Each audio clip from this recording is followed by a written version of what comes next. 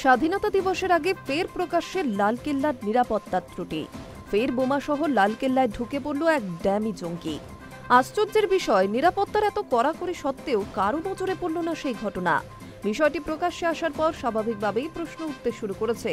15ই August যেখানে প্রধানমন্ত্রী সহ দেশের সমস্ত ভিভিআইপিরা উপস্থিত হবেন এই স্থানে, সেখানে এটি কতখানি নিরাপদ?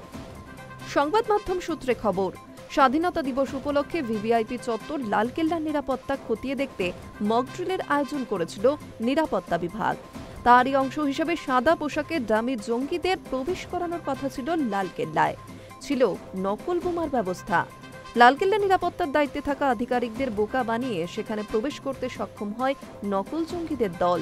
শুধু তাই নয়, দ্বিস্তরীয় মেটাল ডিটেক্টরকে টপকে বোমা সহ ঢুকে পড়ে জঙ্গির বেশে থাকা সাদা পোশাকের নিরাপত্তা আধিকারিকেরা। এমনকি ভেতরে ঢোকার আগে সেখানে উপস্থিত নিরাপত্তা কর্মীদের সঙ্গে সেলফিও তোলেন এই ডামি জঙ্গি। পুলিশের তরফে জানানো হয়েছে, লালকেল্লার নিরাপত্তা নিশ্চিত করতে লাগাতার মকড্রিল চলছে।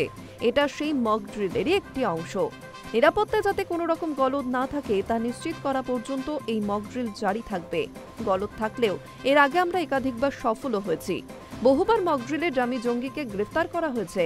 এখনো পর্যন্ত 15টি মকড্রিল হয়েছে এখানে।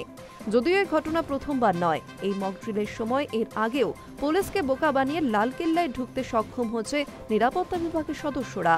এই নিয়ে 3 বার প্রকাশ্যে এসেছে নিরাপত্তার গলদ। উল্লেখ্য, একাধিক স্তরে নিরাপত্তা মোতায়েন করা হয় লালকেল্লা চত্বরে। নিরাপত্তার ঘেরাটপ এতটাই আঁটোসাঁটো যে কোনো সন্দেহভাজন ক্ষুদ্র ডিভাইস নিয়ে প্রবেশ করতে পারে না। সেখানেই বোমা নিয়ে সাজানো জঙ্গির প্রবেশের ঘটনায় স্তম্ভিত গোটা দেশ। Hi News network.